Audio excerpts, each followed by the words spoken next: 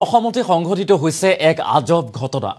এগৰাকী ছাত্ৰই ইছলাম ধৰ্মীয় টুপি পিন্ধি বিদ্যালয়লৈ আহিছিল, কিন্তু শিক্ষকে সেইগৰাকী ছাত্ৰক অৰ্থাৎ ইছলামিক ধৰ্মীয় টুপি পৰিহিত ছাত্ৰগৰাকীক বিদ্যালয়ত প্ৰৱেশত বাধা আৰোপ কৰিলে, অৰ্থাৎ বাহিৰ কৰি উলিয়াই দিয়া হ'ল ছাত্ৰগৰাকীক।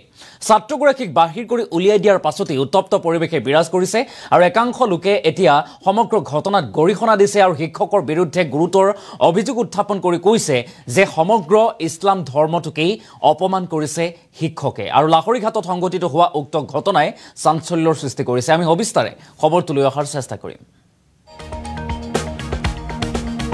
ইছলাম ধৰ্মীয় টুপি পিন্ধি অহাৰ বাবে ছাত্ৰক বিদ্যালয়ত প্ৰৱেশত বাধা। বিদ্যালয়ৰ পৰা বাহিৰ কৰি দিয়া হৈছে এগৰাকী টুপি পৰিহিত ছাত্ৰক। ইছলাম ধৰ্মীয় টুপি পৰিহিত ছাত্ৰক বাহিৰ কৰি দিয়া হৈছে। ছাত্ৰজনক অশ্ৰাব্য গালিগালাজ কৰাৰো অভিযোগ শিক্ষকৰ বিৰুদ্ধে। লাহৰীঘাটৰ ধূপগুৰি মাধ্যমিক বিদ্যালয়ত সংঘটিত হৈছে এই ঘটনা। আৰু টুপি পিন্ধি নৱম শ্ৰেণীৰ ছাত্ৰ জহিৰুল ইছলামে আহিছিল বিদ্যালয়লৈ। টুপি পিন্ধা ছাত্ৰ জহিৰুলক বাধা আৰোপ কৰে শিক্ষক বালিৰাম বৰদলৈয়ে। আৰু শিক্ষক বালিৰাম বৰদলৈৰ বিৰুদ্ধে এতিয়া অভিযোগ ছাত্ৰ জহিৰুল ইছলামৰ যে তেখেতক প্ৰাণে মৰাৰ ভাবুকিও দিয়া হৈছে।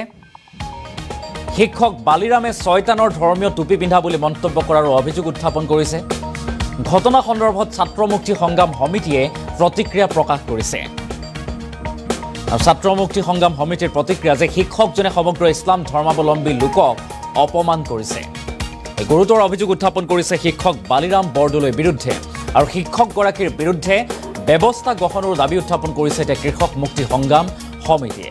আমি দৃশ্যাংশ দেখুৱাইছোঁ। এগৰাকী হৈছে ছাত্ৰ জহিৰুল ইছলাম, নৱম শ্ৰেণীৰ ছাত্ৰ। আৰু তেখেতে এই ধূপগুৰি ছেকেণ্ডেৰী স্কুলত ধূপগুৰি মাধ্যমিক বিদ্যালয়লৈ আহিছিল। নৱম শ্ৰেণীৰ ছাত্ৰগৰাকীয়ে মূৰত টুপি পিন্ধি আহিছিল। আৰু টুপি পিন্ধি অহাৰ বাবেই বিদ্যালয়ৰ শিক্ষকে বাধা আৰোপ কৰাৰ অভিযোগ উত্থাপন হৈছে।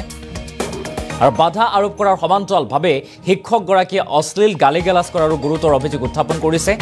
আৰু সমান্তৰালকৈ এই ছাত্ৰগৰাকীক বাহিৰ কৰি উলিয়াই দিছে, বিদ্যালয়ত প্ৰৱেশত বাধা আৰোপ কৰিছে, গেট বন্ধ কৰি দিয়া হৈছে বুলি গুৰুতৰ অভিযোগ উত্থাপন কৰিছে। আৰু সমগ্ৰ ঘটনা কেন্দ্ৰ কৰি চাঞ্চল্যৰ সৃষ্টি হৈছে। টুপি পিন্ধা ছাত্ৰ জহিৰুলক বাধা শিক্ষক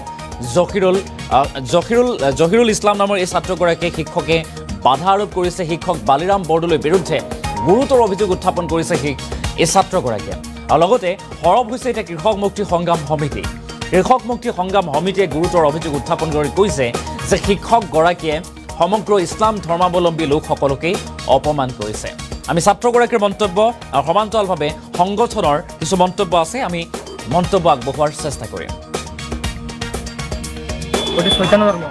ছয়তানে শিকাই দিছে। পাছত কৈছে আজি আৰু এদিন পিন্ধিলে চাকৰি মই পঠাই পিছ কৰি পেলাম। পাছত লাঠি লৈছিলে মাৰিবলৈ।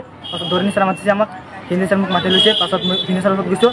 হিন্দী ছাৰে মোক ক'লে যে তুমি তোমাৰ টুপি পিন্ধিবলৈ আহিলে কিয় আহিব তুমি টুপি পিন্ধি স্কুলত? তাৰপিছত মোক ক'লে যে তুমি ইচ্ছা কৰিলে মাছত যাব, স্কুল পঢ়িব নালাগে, তুমি যদি টুপি পিন্ধি আহিবা তেনেহ'লে তুমি স্কুলত যাব, মাছত যাব স্কুলৰ পৰা। কোন ছাৰে ক'লে? ধৰণী ছাৰে। আৰু আগতো ছাৰে এইটো বালি ছাৰে আমি যেতিয়া এটেড কৰিছোঁ তেতিয়া কৈছে লাগিলে তহঁতক এটাক মাৰিম আৰু মোৰ আমাৰ ধৰ্ম 50,000 কৰি ভৰি দিম। মানে অকল টুপি পিন্ধাৰ কাৰণে ওলাই দিয়া হৈছে? ওলাই দিয়া নাই, মানে মোৰ কিবা অসুবিধা আছিলে, মোক মাৰিব চাইছিলে। পাছত মই ওলাই আহিলোঁ। কোনে মাৰিব বিচাৰিছিল? বালি ছাৰ লাঠি লৈ বালি ছাৰ কি মানে ছাবজেক্ট টিচাৰ হয় নে head teacher? Head teacher. 8-9 head teacher, 9 নহয় 6 পৰা 8। তুমি কোন ক্লাছত পঢ়া? মই 9 পঢ়োঁ। আগতো মা দেউতাক বহুত গালি দিছে আমাৰ ক্লাছ